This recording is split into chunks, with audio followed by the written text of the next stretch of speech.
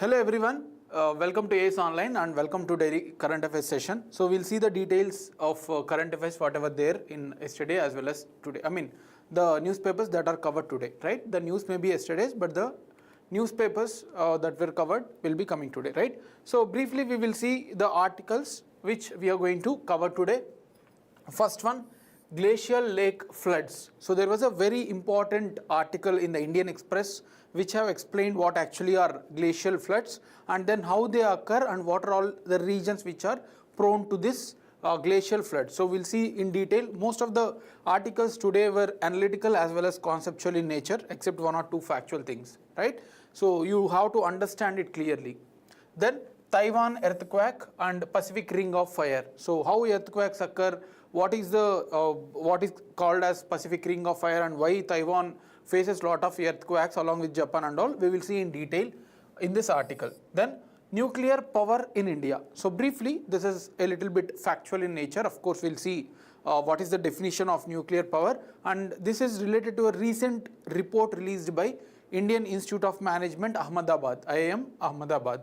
We'll see where India stands at nuclear power as well. Then venomous jellyfish was spotted in the Rushikonda beach of Vizag, so which is a very threatening nature, right? There may be effect on life also if it bites someone. So we'll see this as well. These type of questions are often asked with the scientific names and where they are discovered or what actually it is. Sometimes they may ask you the scientific names as well. We'll see the scientific names of this jellyfish as well. Then telescopes on moon. So the telescopes which used to observe various spatial bodies, now various countries including India are aiming to put telescopes in the moon or maybe near to the moon. So we'll see this article in detail which was covered in the Hindu. Next, state government finances, again taken from the Hindu. In the editorial section, it is a very good article which discusses how the states as well as the center cooperate or maybe the federalism work related to the finances, right? Then juice jacking attacks, again this was taken from the Times of India paper. It was very good factual thing to know, so we'll see the details about it. And then Digita initiative by RBI, so we'll see that as well in detail. And then there are 2-3 factual pointers, and finally the practice questions from the discussions that we do, right? So I hope you are all ready for today's session. A very good evening to one and all, Srinath, Indila and Malini. Let's start the session now with the first article, that is glacial lake floods.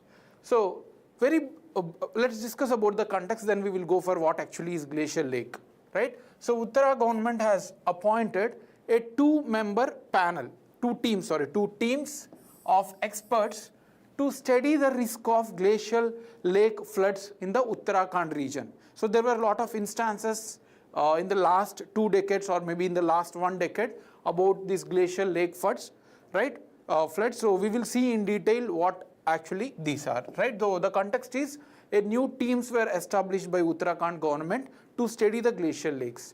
First, what actually is glacial? So glacial means it is the icebergs, right? So in the Himalayas or the hilly regions, so they are nothing but the icy regions which are because of the low temperatures existing in those regions, right? So we'll see what actually is glacial lake. Glacier means it is a bigger ice cube. Now let's understand how glacial lakes are formed. This is very important to understand. So this is a glacier. This is a glacier in the Himalayan regions, right? And then there is this is the lake. So this is all the glacier and some water are stored. So these are like a depression, right? In depression in those regions. So this is a lake, right? But this is the amount of water and this is the again an elevation. So here the people reside. Here the cities or Uttarakhand, whatever the regions that are residing here.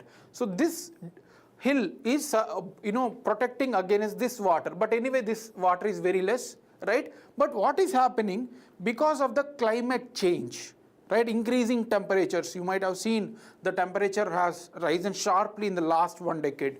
So because of this glacial will melt, right? Ice gets melt. If you take ice out of the deep freezer, it will get melt. Similarly, glacials are melting because of the increased temperatures than earlier it was. So this ice will reduce and then this part of ice will become water, right? So this is a glacial lake.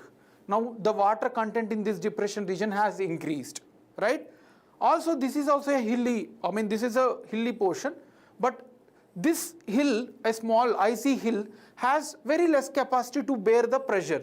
So earlier the water is very small. Maybe till this amount of water it can bear the pressure. But if it is rising, the amount of water is increasing, then it will have more pressure, isn't it? The pressure means, right, force per unit area, right? Force per unit area, meter square you can say. So if this force will increase because of the increase in weight, and suddenly this will burst and then the water will rush towards the lower regions where people are residing. So this is the glacier, and then this is the glacial lake, and then this is a flood protection. If it is breaking, then glacial flood will occur, and then it will affect on the people who are residing in this region, right? So that is called as the glacial lake as well as glacial floods, lake floods, right? So this is the the concept I have explained you in the diagram format, so you can read it if you want, right? So they are the glacial lakes made up of, and one more important thing to be read, this material are very loose in nature. They are not very stable. Because of the changing temperatures, they will change, they are very loose in nature, so they will rush in a much faster way. If it is a stable one, it could have resisted, but the material here, moraines and all are very flexible in nature, very loose in nature. That's why they may rush into the lower regions, right? So this is about the glacial lake floods, the concept. Now, what are the reasons that was noted by the article? The Indian Express has noted, the scientists have noted certain reason that has been occurring or causing these glacial flood lakes. First one is glacial calving. So glacial calving means it comes into the chunks, right? So ice will come into the small chunks. The bigger ice will break into the small chunks. This is because of the sudden, there is an increase in temperature and suddenly the water will get displaced, right? So glacial calving means come out of the small ice chunks from the bigger one because of the changing temperature, right? That is one reason. Next one, avalanches and landslides.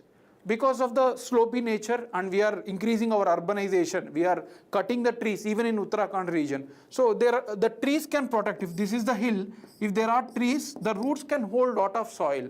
But if you are destructing those trees, right, so it will cause the landslides because the material will get loosened, right? So then it will cause the landslides, and this material will again destruct this hill, and this lake will, the glacial lake will rush to the lower regions. So this is one more reason noted, and then few more reasons, like because of the loose material, the debris, right?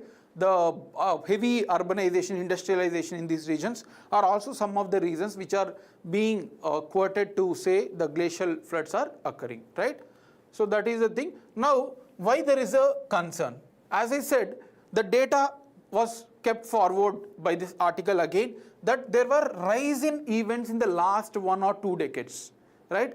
2013 Uttarakhand floods is one of the most dangerous one that we have faced in India. So in the last 2 decades, the increase in effect of glacial floods was seen, right? So actually there was a lot of other disasters like cyclones, floods, and many more, like we are facing tsunamis. Those are all the disasters, but this one is being added recently because of the climate change events, right? So this we need to take care. And there are 2 regions in the Himalayas which are very widely impacted by these glacial floods. One is the Tibet and Tibet as well as the China-Nepal border, which was located there. There are a lot of such loose compact ice where it may break and form into the glacial lake floods. And then India, there are around 3 million people. 3 million means 30 lakh people are going to be affected because of the glacial lake floods. So that's why there is an increased concern in the recent times about this new disasters that we are going to face. And the article also mentioned some important prone regions in the Uttarakhand. They may ask you this also in the exam. So which state is more prone to glacial lake floods, right? So this 13 Indian Express has named, but you no need to worry about remembering all the things. Almost all are unnamed. The red color ones are more prone. You can see here A, B, C, right? You need to remember only few one. Maban, these are all unnamed. Then Pyungru, Vasundhara, Tal. So these are the three which are having names. So they may ask you what are these? Maban, Pyungru and then Vasundhara are known for what? So it is like a glacial lake floods or the regions in Uttarakhand. They may ask you the region as well. Rest of all things are unnamed yet. So we'll see once they name. We also need to mug up those things, right? Now what is for India, what we have to do with regard to this glacial lake floods? They already, Uttarakhand government has constituted a expert panel. They will study how we need to take care of the things. At least we need to have certain warning. The glacial floods usually occur at a very sudden manner. There won't be any warnings, right? So that we are studying still to know the assessment. Also NDMA, National Disaster Management Authority under Ministry of Home Affairs, is already studied the whole Himalayan region and identified 188 such glacial lake floods possible in the future. So 188 were recognized, which we need to study properly and we need to take solution for this, right? So that is about the glacial lake floods. Any doubts in this? So what you need to remember? You need to remember what is the nature, I mean how they are affecting, how the working, what is actually a glacial flood, right? Which regions are being affected, how the lower regions are affected. So something like that they may ask you the questions as well from that, right? So that is about the glacial lake floods. Any doubts? Let's move to the next article, that is Taiwan earthquake and the Pacific Ring of Fire. Again, this is a conceptual one. You need to understand the questions are asked. See, there are two types of questions in the exam. One is factual question that you need to mug up the fact. Only if you know the data, you can answer. Some other questions, I mean the 50% of other questions are conceptual in nature, analysis in nature. If you understand the concept, even if you don't read much, you can answer them because your brain will easily understand the concept, remember the concept but not the fact, right? So this is such questions. Great, thank you for the response. So let's move to the next article. 9 people were died and then 800 got injured in the Taiwan after the biggest, one of the biggest earthquakes faced by the Taiwan. And see the number, 9 people were died and 800 people were injured. So there is a big difference. Usually if there is a 800 injuries, that means more number of people may be died in case of any disasters. But why there is a less number here? Even one life is also matter, I accept that. But compared to this, there is a less number of fatalities because Taiwan was already ready.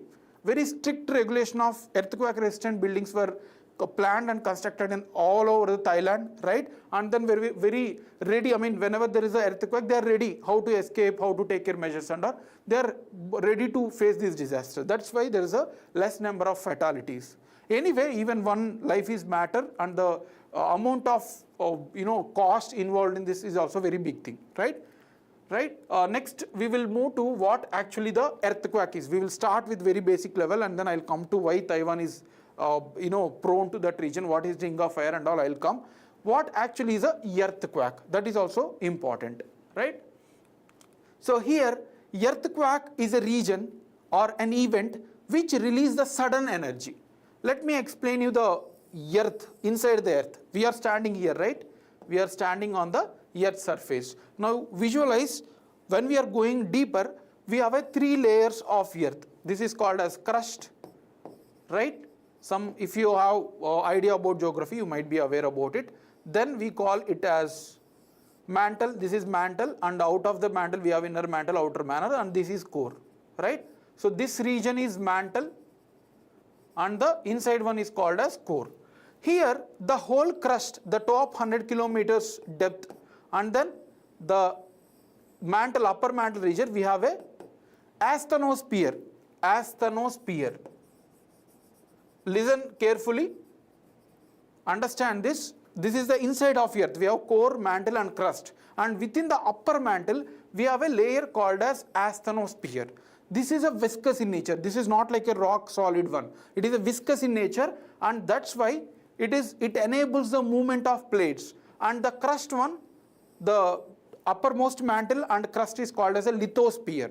So this lithosphere, the crust part, is divided into number of plates. It is not like a continuous circle of land or rock material. It is a plates attaching one over the other. I'll show you in the coming slides also. One over the other, it is like a plates. And plates cannot move easily because they should support it at the below the plates. It should be a fluid material or the viscous material that is enabled by asthenosphere, right? So let me take it as a two-dimensional one. Here we have crust, and then here we have mantle. On the upper mantle we have a asthenosphere. This is a viscous one, and this together is called as the lithosphere. So this plates, it is divided into number of plates, right, with the boundaries. So because of this fluid nature, these plates keep on moving, right? So that is the mechanism what working at under, the earth, below the earth. And whenever there is a sudden movement of two plates, there is a sudden release of energy and it will move towards the earth surface, and then it is caused to the, lead to the earthquake formation. So earthquake is a sudden movement or release of energy inside the earth and then moving towards the surface. So that is called as the earthquake. Now earthquake is measured using the seismograph or seismometer. So this is a very popular one. Even in our school days we might have read this, right? Now see here, so I already explained you what is happening the below. Where the two plates jerk and the point where the energy is released is called as the focus or hypocenter. Below the earth's surface, where there is a origin of energy release because of the plate movement, that is called as the hypocenter or focus. And exactly above that, the point is called as epicenter. These are many times have been asked in the exam, right? The inside one is called as hypocenter or focus, where the energy is released. And exactly if you draw the straight line, so if it is a earth like this and energy is released here, so projecting perpendicularly, this point is called as the epicenter, right? So this is about the nature, the 2 points which are important for our exam. Now what causes the earthquakes? As I already explained, there are fault zones. Within plate as well as among the two plates, there are cracks. The plate is not continuous, there are some cracks. So those fault zones, whenever they are adjusting, so the energy is released. And then plate tectonics, two plates. This is between two plates,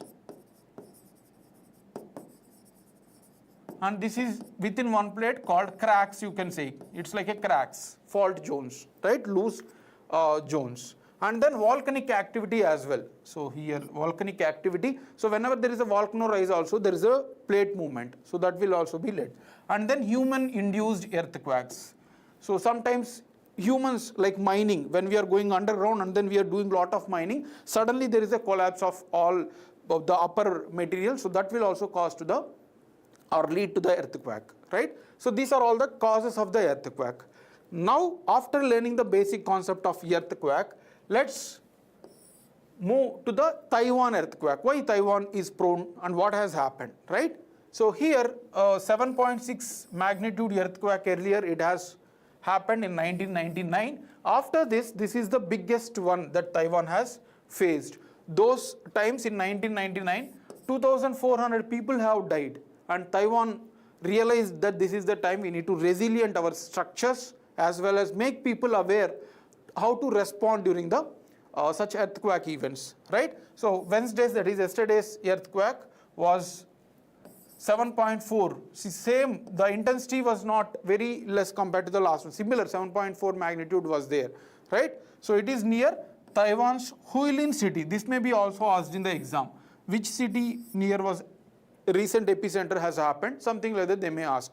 So Huilin city with the depth of 34.8 kilometers bottom, the energy was released, right? And Taiwan is located in the Pacific Ring of Fire. We will see what is Pacific Ring of Fire also. So it is facing the Taiwan, experienced lot of earthquakes because two tectonic plates. As I said, there are number of plates connected each other, and Taiwan is located between two plates. One is Philippine Sea plate and then Eurasian plate. Don't confuse, I will show you. Let me go back to the plates itself. So these are the plates, major and minor plates. This is Pacific plate, this is Indo-Australian plate, this is Philippine plate. See here. So the Taiwan is located, Taiwan is here, right? So Taiwan is here. Here the Philippine plate as well as Eurasian plate. It is located at the boundary of the two plates. That means what? There is more movement of the plates, so it will impact. If any place is located here, it is less prone because it is not at the boundary of two plates. Wherever there is a boundary of two plates, that regions will impact more, right? So Taiwan is one such country which is located in the border of Philippine plate and then Eurasian plate, right? Now, what actually is Pacific Ring of Fire? So this is nothing but a region on the Earth surface. So observe here, from the South American continent, this is South America. So west coast of South America, and then moving to the west coast of Northern American continent, right? Mexico, USA, and then Canada.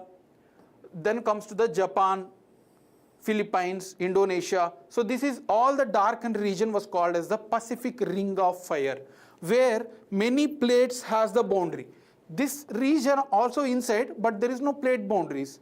Observe here. So this is all the plate boundaries which are joining together. So this boundary of two plates, of number of plates together, has formed this region more active, and there are more earthquakes, more volcanoes in this particular region. Right? So that is the impact why Taiwan is more prone. Whatever the regions that are located in this are very, very prone to earthquakes as well as volcanoes. So approximately 15 countries, more than 15 countries are located in this region. Also the total length is 40,250 kilometers. Almost 80% of earthquakes and volcanoes are happening only in this region, right? So this is the more these plates which are divided, right, are convergent in nature. There are number of interactions, three types of interactions are there. When two plates are colliding, moving towards each other, that is called as converging, and if the plates are dividing, that is divergent, and when the plates are neither moving into or outside but transform, those are called as transform plates, right? So this is the region which is more in convergent plate boundary. That's why the plates are leading to the movement and then finally causing the earthquakes and volcanoes. So this is about the Pacific Ring of Fire and then earthquakes. Yeah, very good evening. AIM CPWD. Yeah. So any doubts in this? We have seen the event of Taiwan earthquake, right? And then what actually is earthquake, how it occurs, right? The focus point and then epicenter, and the causes of earthquakes we have seen, and the event of Taiwan, why it is more prone, and then we have seen Pacific Ring of Fire, and then plates as well, to make you understand how the plates work inside the earth, right? So that is about the article of Taiwan, okay? We'll move to the third article. Any doubts in the second article, you can ask in the comment section.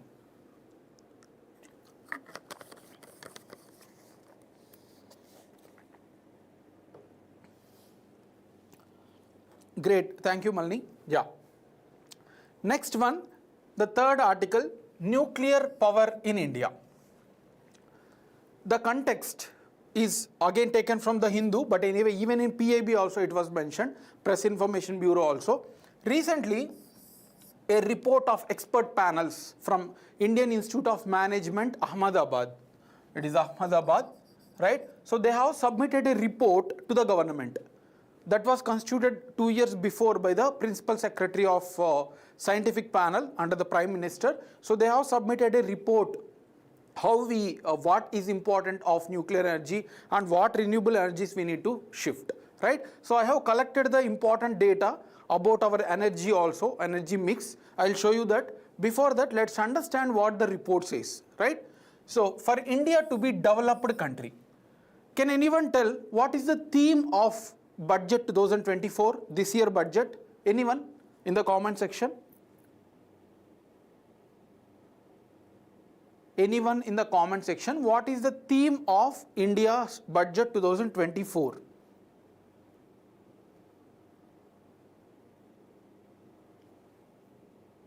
Anyone? Okay, so it is Vikshit Bharat. Vikshit Bharat, that is the main theme. So that means developed India. Developed India, right? So India want to be developed country. As of now, our status is developing country. So we want to achieve the developed India by 2047. So by 2047, we want to be a developed country like Western countries of Europe or America, right? Yes, very good, Malini. That is Vikshit Bharat, that is developed India. That is the theme. So to become a developed country, nuclear energy, the energy or electricity to be developed through nuclear power becomes very, very important. That's what the main theme of the report. And sometimes they may ask also the report title. So you can remember, just go through, no need to worry. Just remember the report name.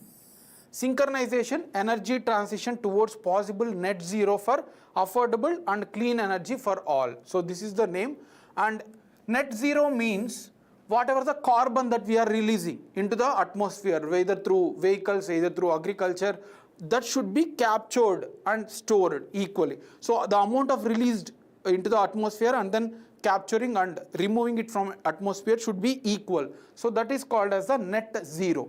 And to achieve this net zero, India should move towards the clean energy like solar, wind and then nuclear energy. But in this article, we are focusing on nuclear energy because that was the theme of this report, right? Before going into the details of the report and the India's mix, let's briefly understand what actually is a nuclear energy, right? So our whole world is mix up of atoms, electrons, protons, right? And many more, dark matter. So a lot of things are there. So here the nuclear energy can be produced in two ways. One is fusion. So when there is a fusion of two atoms called deuterium and then tritium.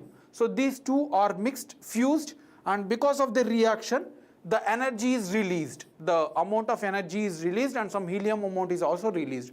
This energy is captured and then put it in the turbines and then it is converted into the electricity, right? So when there is a reaction, combination of deuterium and tritium, these two are important, which are combined during the fission reaction or fusion reaction, right? So deuterium and tritium, these are not harmful material, harmful atoms. They are not very harmful atoms. So it is a very safer one to produce nuclear energy through fusion, that is mixture. And in case of fission, fission means dividing. Already in existing material like uranium, thorium reserves, we are dividing the particles. Fission, that is using the fissile material. Fissile material means which are having the potential to become a devastating effect. So that will have an effect, right, on humans. It is a safer one. So this is called as the fission reaction. When the atoms are divided and the energy is released, that is also captured and then converted into electricity. That is the fission, and that is other one is fusion. In these two ways, we can convert we can form the nuclear energy. Now, before going into the report details, let's know the mix-up of India's current energy, right?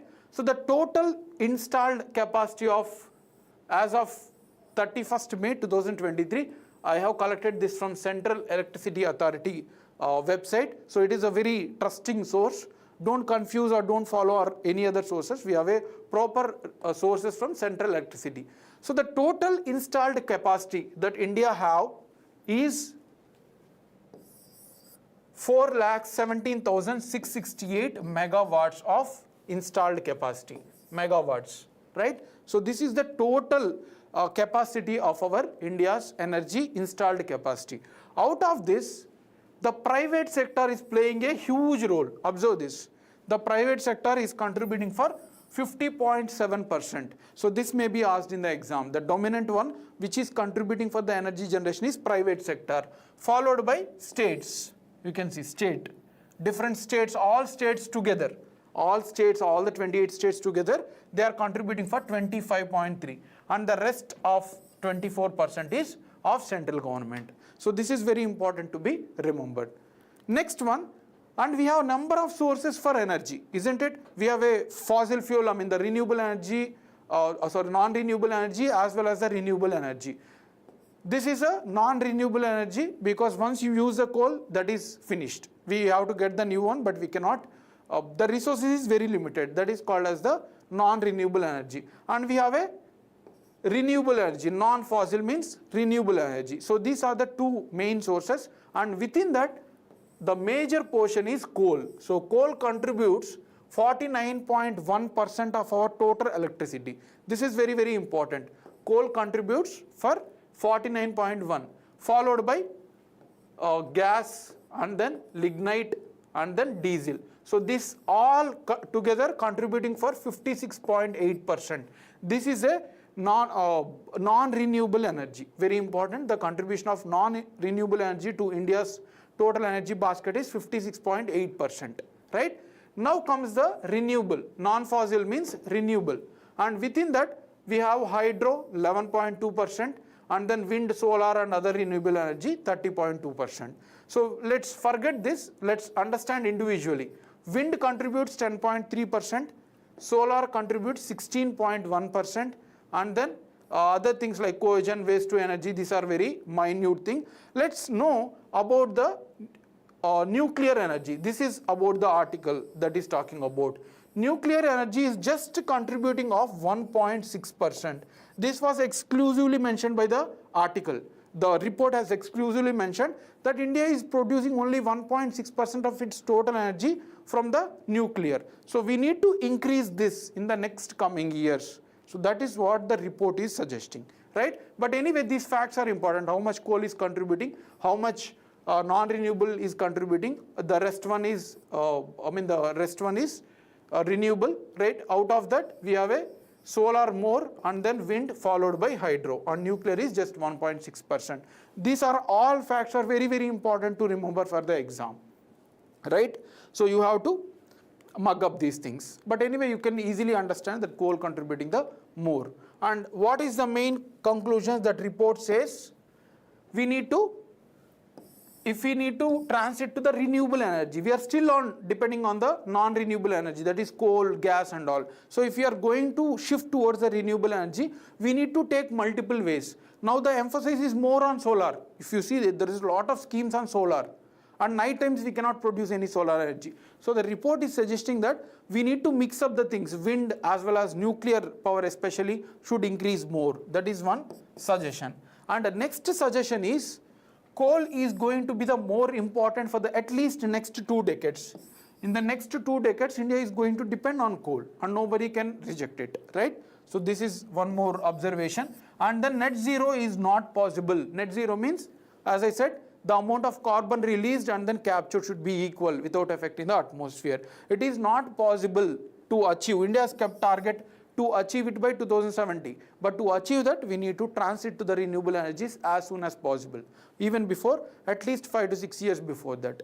So that is the suggestions of the report. Similarly, coal phase down policies need to require a lot of technologies. If you want to reduce the role of coal in energy mix, we need to get more technology. So that is also one important thing. And then clean, affordable has to be achieved. So these are generic. Financial requirements, the article mentions that 150 lakh crores, 150 to 200 lakh crores are required in the next few decades for India to achieve this. So that is about the report. Any doubts in this? Any doubts? So we have seen the report suggested that we need to focus more onto the nuclear energy because it is just contributing 1.6% of the total energy mix of India, right? So we have seen what is nuclear energy, and then we have seen the present data that is available with us, what is the contribution of different sectors and then different states, center as well as private. And finally, we have seen some suggestions of the report. Any doubts in this? Fine. Now let's move to the very factual article.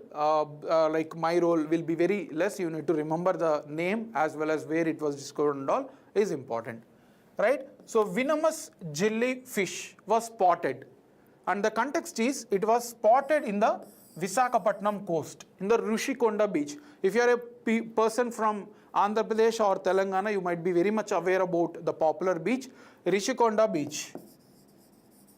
Right? So some scientists went there, and then there was a lot of people, and they went for some other reasons to collect the marine data and all, and they were found that very venomous poisonous jellyfish, right? So jellyfish was discovered, and then immediately they have given it information to the authorities, and people ran away from the beach, right? So they have vacated the Rishikonda beach. So that was happened. Now let's know details about this, right? So what has happened and what is the facts to be remembered for our exam. A bloom of venomous jellyfish. A bloom means a number of jellyfish. A single jellyfish, we can call it as a normal jellyfish. If it is bloom, means sudden growth, is a group of jellyfish were developed or produced. So that is called as a bloom, right? So a bloom of jellyfish has noted in the Visakhapatnam coast by the marine researchers. And what is this jellyfish bloom? So there was a the bloom means, as I said, the number of jellyfish produced or appeared there were more. And the jellyfish name is Pelagia noctiluca. So this scientific name they are asking in the exam. So many times Prosophis juliflora was asked in UPSC 2017, what is this something? So scientific names they will ask. So what is Pelagia noctiluca? That was recently in news, something like that they may ask.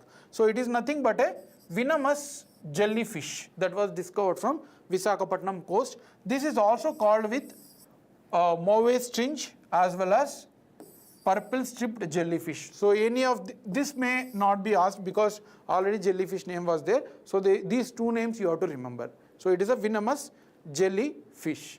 Now they are located in the tropical regions. So Earth has different latitudes. This is equator, this is Tropic of Cancer, this is Tropic of Capricorn. So in this region it was found, right? So they are found in the tropical regions, and they have capacity to see luminescent. That means they may give light, the pink color, right? So the pink color or blue color is seen on the ocean region. So this is also important. And recently there were two such events across the world. One is in the Phuket in Thailand. So it has consumed lot of fishes. The fishery is also very important for economy. Wherever these jellyfish are present, and there it is harming the fishes there. So India may also face the fish crisis if this prevalent in our coastal regions. The same thing also happened in the Ireland region. So that is about the jellyfish. You need to remember the scientific name, where it was discovered, and what is its role. So even the death can happen because of this bite. It has some stripped ones. So if it is biting someone, then it may affect their life as well. So fever, nausea, all these things will happen, right? So that is about this article. Great, you are from Vizag, so inquire about it. Don't go into the Rishikonda beach unless it was cleared. Now anyway, authorities has put restriction on this, right? Next one, telescopes on moon. You all know in the future we are going to have more exploration on moon, right? So even it is not an exaggeration, but maybe after 100 years or even less than that, some population may shift towards the moon if all things goes well, right? So there are number of missions. There are also now NASA is coming with Artemis missions to launch humans into the moon, right? If not 100, maybe 200 years after, this is possible, right? So before that, we need to take care of lot of events. We need to observe how it is being affected, and how other space bodies like sun and other planets are also impacting. So for all those things, we need a detailed study, detailed observation, right? So India among the countries which are trying to keep telescopes on the moon or around the moon. So we have satellites, we have a temporary observations, but the countries including India are going to try to keep the permanent telescopes across the moon or maybe on the moon. Across the moon means just to rotate at a single place, it will keep observing, or maybe at the southern pole, so around it, or maybe exactly on the moon itself. So the countries are trying. There is an article in the Hindu about this particular article, right, or event. Now what is the proposal about? What they are trying to do? So the astronomers across the world are looking to put or keep a new window to study the other celestial bodies across the space, including Earth or Sun and all, through telescopes being launched on the moon or around it, either on physically on the moon or maybe around it. So that is the proposal. It is not yet completely launched, but it is a proposal. And even India is also preparing for it with the name Pratyush. This is very, very important. I'll tell you the full form and all in the next slides. But India is also trying to keep the telescope with the project called Pratyush, right? Now, why we want to keep the telescopes on the moon? There are telescopes on Earth, there are telescopes on other planets as well in some like Mars, but we cannot able to observe it clearly because of various reasons. The telescopes on Earth are also being affected because there are two important reasons. One is there are a lot of solar winds, the heat solar winds from the coronal ejection, the surface of sun, and those are affecting the magnetic layers of Earth, and the telescopes are not able to observe exactly continuously, right? So there is a disruption in the observation on the telescopes that are being kept in the on the Earth. Now, plasma winds, yeah, there are few more winds that are coming which are also affecting the telescope's observation. Now, if it is kept in the moon, what is the advantage? Why we want to shift the telescopes towards the moon? There is certain advantage, that is pristine airless desolation. Means the moon, where the exact moon and around it, the atmosphere, atmosphere is not there, but the conditions are very clear. The solar winds are also very less in the moon side. So if moon comes, say for example, here there is a sun, and then here there is the earth, and here the moon is. So moon is revolving around the earth, and then earth is revolving around sun. So if moon is placed outside, so the very less amount of sunlight goes through it, almost absent. For 14 days, moon takes 28 days to rotate around the earth, right? The revolve around the earth. So 14 days there won't be any sunlight. So there won't be any effect in the observation of telescopes. That's why the telescopes want to be launched on the moon or around the moon. That is the main objective, to contain or to not affect about the solar winds that are affecting the magnetic field of Earth, right? So that is the objective. And in this, the China again is going to the first country to launch a radio telescope on moon. They have already launched a project and planned for it in 2026, right? So this is the first mission which the China is going to launch a telescope on the moon. Second one comes from the European Space Agency with the Argonaut rocket. They are going to launch the telescope on the moon by 2030.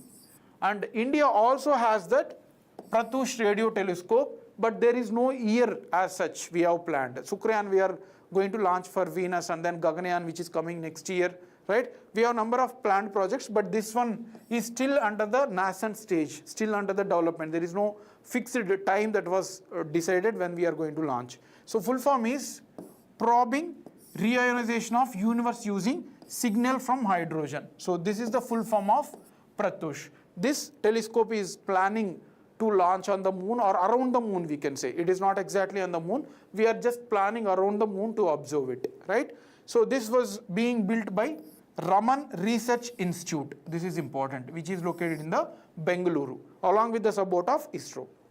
So Raman Research Institute is going to, or already planning, already manufacturing a telescope, Pratyush, to launch around the moon rather than exactly on the moon with the help of the ISRO. So this also you need to remember, right?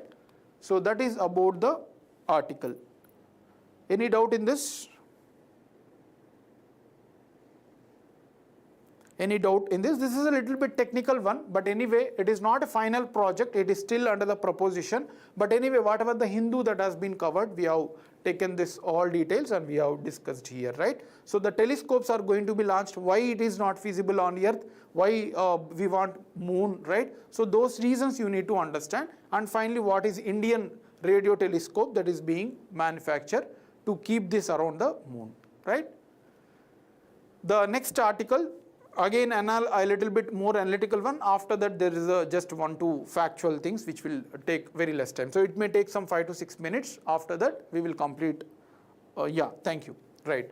So the state government finances. There was an article in the Hindu related to the finance relations between the state and center. So it comes under the polity subject. Indian polity, right? Federal relations. And the Supreme Court, sorry, in the Kerala has filed a petition in the Supreme Court asking this question. They have asked this question as in form of a petition. How much can the state government borrow from the market to bridge the excess of expenditure over the receipts?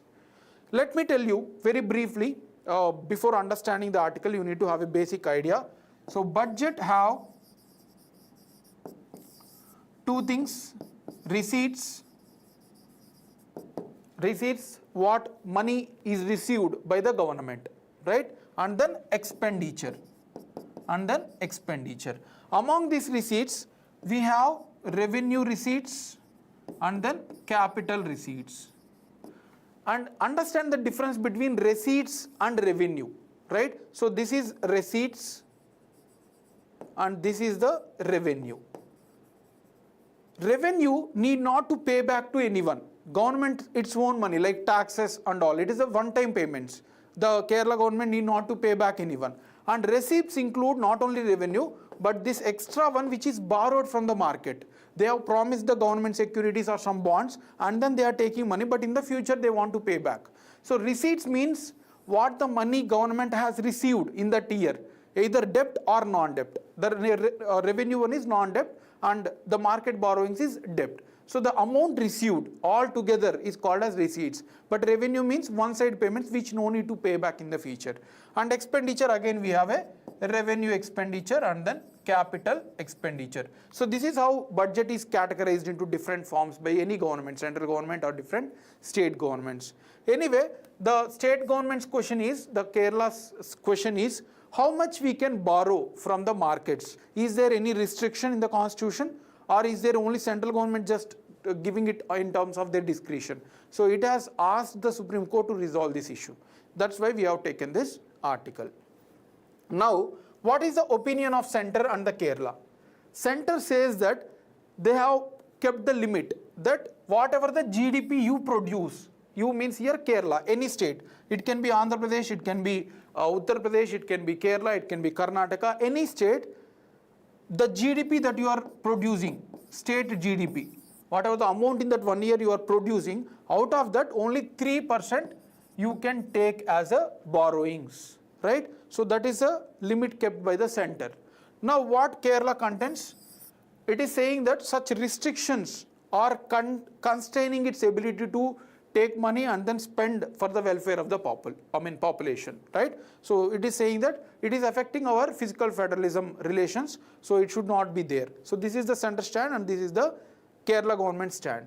Now let's know the details given by the article in the Hindu, right?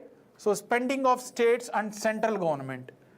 Before knowing who's correct, who's wrong, we cannot say who's correct and who's wrong. Just we will estimate what is the criteria, what is the condition given in this article. So here there is two clear discussions given in the article. One is the spending of union government and then spending of state government. So here it says that the overall, the power to raise taxes, the majorly rests with the union government. So union government, the income tax, the corporate tax, the number of GST, all those mainly decides by the central government. The state government has very, very less role to increase the tax, except those like liquor, right? Some diesel, only those things the state governments have. Rest of all the powers to increase the taxes lies with the center. So why I am saying this point, or why this point was made by the author? Because there is a constraint on the Kerala government or the state government. For example, they want to increase the money collection, the revenue. They could have increased the tax, right? But the tax powers to increase lies with the central government. That's why here this point comes that Kerala government was constrained. They don't have power to increase the tax. It is mostly the prerogative of the center. That is one observation, right? Now, that is part of collection money. But now also talks about the overall government spending to promote the welfare of the people. The people need food, right? They want a lot of other benefits from the government like pensions and all. So here, the role of state government is higher. in terms of spending, the role of state government is higher. In terms of collecting the tax, the role of union government is higher. So two contradictory things are there. Union government is collecting a lot of money, but spending who is doing here? State government. So this contradiction was noted by the author to understand, to make us understand the role of state and center finance relations, right? So that is one point. And then when it comes to the spending on sectors such as education, health, right? So these are all part of the state list. We have 3 lists in the 7th schedule of Indian Constitution: union list, state list, and concurrent list. So the social sector like education, health, all these things are kept under the state list, and those are the main things, isn't it? The skills, the health, the education, those are main things for the any individual. So those are being burdened by the state governments. So this is one more observation, and it was justified with some data also. No need to worry, to make you understand that union government has spent 2,230 billion rupees on the social sector in 2022-23. But the state governments overall, all the 28 states together, they have spent 19,182 billions. So their burden of spending on those money is more on the states rather than union government, the central government. They are spending more on defense, right? And then railways, those things they are spending. But for people, the social sector, the state's role is more important, right? Understand with the background. What is the context? That Kerala government want more money to borrow, and that is not being allowed by the center, right? But anyway, here the burden is with the states to spend more on social sector. So that's what the author want to say this. The expenditure of all the states put together was bigger than expenditure of union by 8.6 times of all the social sector, right? So the spending of state governments is much higher than central government. That's what the author is saying. Now, Reserve Bank of India categorized expenditure of two types.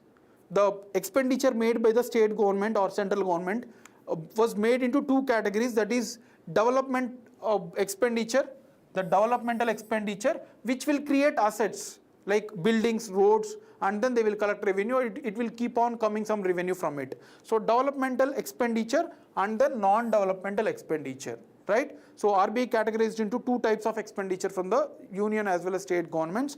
And the author says that the developmental expenditure was being made more by the states, not the center.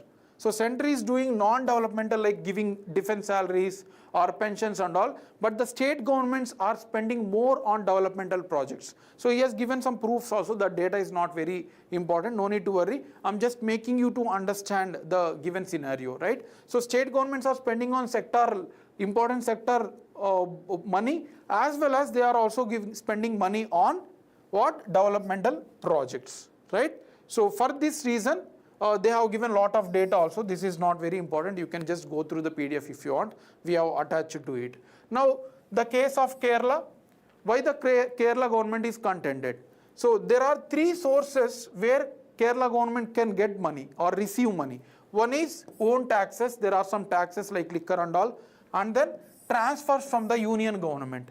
Union government also gives some money every year based on the recommendation of the Finance Commission. And finally, market borrowings. So these are the 3 categories. Any state can get the money. Fine. And here, the own revenues, tax as well as non-tax revenue, was almost stagnated. It is not able to increase more because tax is prerogative of the center, and beyond certain level they cannot they cannot increase because it will burden the people, right? Also it will become a political issue. And here this is stagnated, right? So this you need to understand, this is stagnated. Stagnated means it is not able to increase more. So it was almost stabilized. Transfer from union, government has decreased. So the union government is now reduced it to 2.8% from approximately 5 to 6% earlier. So the money given by the union government is reduced. This is stagnated, this is reduced.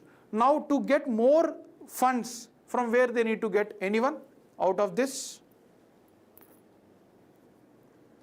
Can anyone tell this now? This was stagnated, and then this transfer from the union government to the states has decreased. Now, what is the option for the Kerala government? Anyone?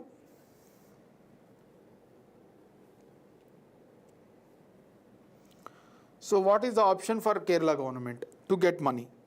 From where they can get money? So here it is very direct. They want to get more money from markets. They want to give bonds and then they want to get money. So in future, of course, they want to pay back by creating some income generation through capital assets and all. Yes, Trida, you are correct. So that's what I am telling. They can get only from market borrowings. And what is the restriction kept by the union government? They said that you can only borrow 3% of GDP of your state, right? So you can borrow only 3%. These two were already locked. Then option is market borrowings. And again, it was again put a restriction by the central, the central government, right? So that's, they cannot increase the tax. It was already segregated. That's what I'm saying, that it was stabilized and this was reduced. So they have option to get money from the markets by releasing bonds. So they will release the bonds into banks and then give money now. Next year we will pay with interest. So, but this still it was locked by the central government, saying that only 3% of GDP you can borrow, right? So this is the situation of Kerala now. That is what happened, right? So because this has happened because during the COVID times, the Kerala government has bought a lot of money. Already those brought money was 3%, it was touching 3%. Now they cannot able to buy more because there is a restriction by central government, right? Now what should we do? There is also a solution given by the author that what should now state or center do, right? For Kerala to translate it enormous advantage in the social sphere. So they have already kept a lot of money in education, health and all. So now to translate into economic boom or economic growth, they need, they cannot keep out. So they want money, right? So already Kerala government has developed in terms of education skills and all. Now it is time to give money and then create jobs and all. So for them necessarily they need money. There is no option. They want money, right? Now, given the current status, the government spending can occur only with the greater market borrowings. As I said, there was already a reduced funds given by the union government and the market tax is also stabilized. So there is no options, only market borrowings. So Kerala government, what they need to do, they need to promise the center that we are going to spend on capital expenditure, which will create assets and then we will get a lot of money in future and then we will give back. So both union government as well as state government of Kerala should collaborate each other and then help to move forward in this particular issue. That's what the author finally says. Any doubt in this? So we have discussed very in detail what is the situation, why Kerala government has filed a case, what is the restriction on it, what is the options for it, so what is the solution, we have discussed in detail, right? So very small articles we are left with now. I hope there is a clear with the state finances article. Let's move to the next one, juice jacking. The context is the set-in, the Computer Emergency Response Team under MeitY, the Ministry of Communication, sorry, it is not MeitY, Ministry of Information Technology, right, not Ministry of Communication, Ministry of Information and Technology. It is a body. It said that there is a lot of juice jacking attacks in recent times. So I'll explain you what is juice jacking and all. Just understand the context that juice jacking was used to capture the data of the individuals from the mobiles and other electronic devices. So that is the context. Now, how they are collecting? It is like juice jacking means whenever you are using the public port, like in railway station, bus stations, whenever you are keeping charging, a malware were used in these charging ports and it will collect all your information, the bank accounts, the personal details, the charts that you have, all the Gmail, everything data is translated into the person who has put the malware, right? So that is called as the juice jacking. Juice jacking is a situation or phenomena where the information is collected when the electronic devices are connected through the charging. That is the juice jacking, right? So that is being done with smartphones and then various instruments. So be aware when you are using this thing. If you're, see, most of our bank accounts are not very huge amount. We are normal persons, isn't it? Unlike corporates. But anyway, there's a lot of data which they may use, and misuse that in the future. So that is the juice jacking scenario, and the government is warning in the recent times. Right? So that is about the juice jacking. Next article, Digita Initiative. The full form is Digital India Trust Agency. Digital India Trust Agency. Before discussing that, I want to ask you all one question, that are you getting any calls asking for the loan taking? I mean, they will call and they will ask you whether you want loans or not, right? So there is a lot of such events. Even I got a lot of messages, calls and all asking to take loan, right? So the recent times the apps propelled in hundreds to give the loans for us, and they will take a lot of our information and then they keep calling. It is harassment. There is a lot of suicides as well, right? So just understand that in this article in that background. Recently, RBI was planning to establish a Digital India Trust Agency called Digita, right? Digital India Trust Agency. That's why we have taken this article. Now, what is this Digital India Trust Agency? It is like a digital public register. Whatever the apps, any apps which want to launch has to first register with this Digita, Digital India Trust Agency. Before launching anything, they want to register with this agency. So that is the objective, and the main aim is to contain the digital lending apps, not to harass anyone, right? So if the apps are not registered with the Digital India Trust Agency, then they will not be able to work in this particular situation, right? So that is the objective of this thing, and this is yet to be launched. Anyway, we will wait for the details, how much funds are given or all those things. We will know in the future. Right? So that is about the today's articles. Now let's move to the factual pointers. There are two factual pointers. Zimbabwe has declared the national disaster. Drought as a national disaster. So there has been a drought condition because of El Nino. I am not discussing El Nino. I have discussed it in the previous session. Just 1 week back itself, we have discussed El Nino and La Nino, how it is affecting the rainfall around the world and all. So because of El Nino, they have declared a drought as a national disaster. So they may ask you which country has declared it, right? So they are asking for $2 billion to help to come out of this situation. Next one, SEBI Compliant Redress System. So it is SCORES, the full form. SCORES, right? SCORES, SEBI Complaint Redress System. So it was launched by SEBI. The second version was recently launched. It is for complaints related to any of the financial markets like bond shares. Any complaints if you have, you can register here. The first version was launched in 2011 June. Now they have come up with the second version. So that is about the factual pointers for today. Now let's move to the final thing, that practice of questions from the articles that we have solved, right? First question. Consider the following statements about recently proposed Digital India Trust Agency. So just now we have discussed, right? So let's see what are the statements. It aims to tackle the proliferation of illegal lending apps. So that is the first statement. Apps lacking the verified signature from the Digita will be deemed unauthorized. So that is the second statement. Third statement, it is the initiative of Ministry of Finance. Shahana has answered it as A. Let's see what is the answer. So first statement is correct. It aims to tackle the proliferation of illegal lending apps, right? So that is what the main aim of Digita. Apps lacking the signature from Digita will be deemed unauthorized. Yes, so they won't be allowed to handle those things. And then it is an initiative of Ministry of Finance. No, it is an initiative of RBI. So third statement is wrong and two statements are correct. Yes, all of you are correct. Everyone have answered it as correct. Very good. I mean 10, 12 people. Right. I won't be able to see any wrong answer. That's great.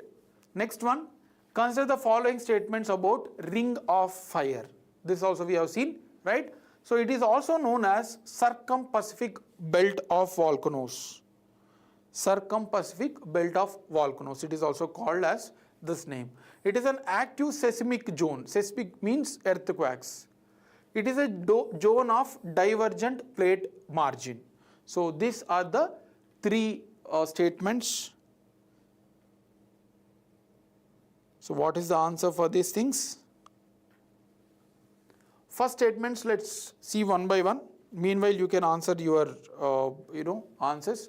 It is known as circum-Pacific belt of volcanoes. Yes, it is also called as belt because of this belt shape. So it is also called as that. It is an active seismic zone. Yes, it is an active seismic zone where earthquakes are very huge. Next one, it is a zone of divergent plate margin. So this is how this may be doubt. So someone have answered it as B and someone have answered it as A. So I just explained you during the explanation that circum-Pacific belts are convergent. So which are moving, right? Which are moving towards each other. Divergent means which go outside, right? I mean away. But most of these plates are of convergent zone. Convergent zone.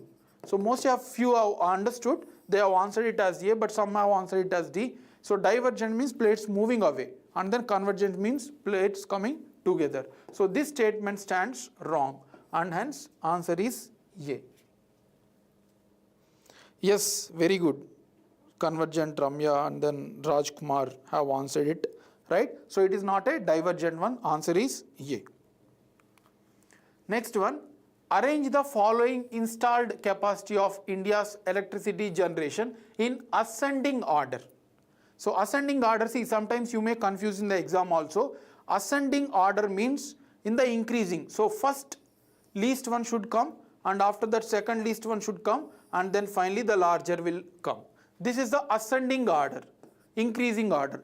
Descending order means first the bigger one will come, and then second the smaller one will come, and finally the least one will come. This is the descending order. So the first one should always be, if it is ascending order, the first one should be least. If it is descending order, first one should be the largest, right?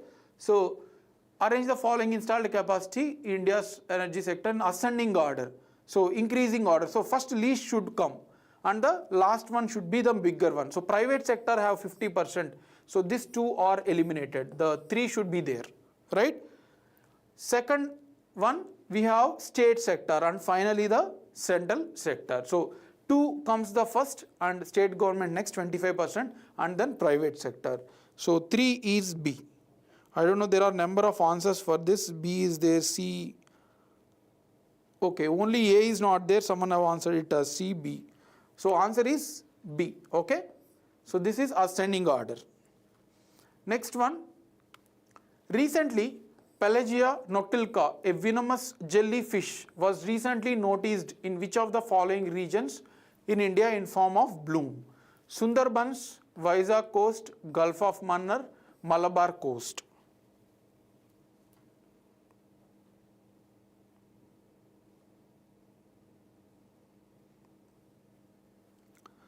So what is the answer for this? This is a very direct question. Yes, everyone will answer this. I know, no wrong answers will be there, right? Very direct question. Vizag, yes, all of you are correct. The last question today, the term juice jacking, recently seen in news, is a. So what is juice jacking? They are asking. Cyber hacking involving the vulnerabilities in the public Wi-Fi systems. So that is the first statement. Malicious use of an electronic device, computer power to mine cryptocurrencies. So that is the second statement. Cyber attack during the mobile charging process. That is the third statement. Cyber attack involving the loopholes in the cyber security of video conferencing apps. So that is the fourth statement.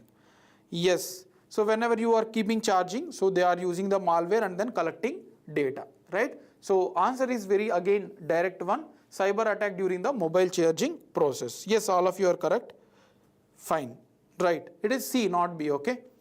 So that is of today's session. We have a very good analysis based article, so it becomes very interesting. Factual things it is very difficult to discuss also. Yesterday it was a factual one. We have a lot of good analysis based article, the concept based, right? So this is of today's session, and keep liking our videos and then keep subscribing. Thanks a lot and have a great evening.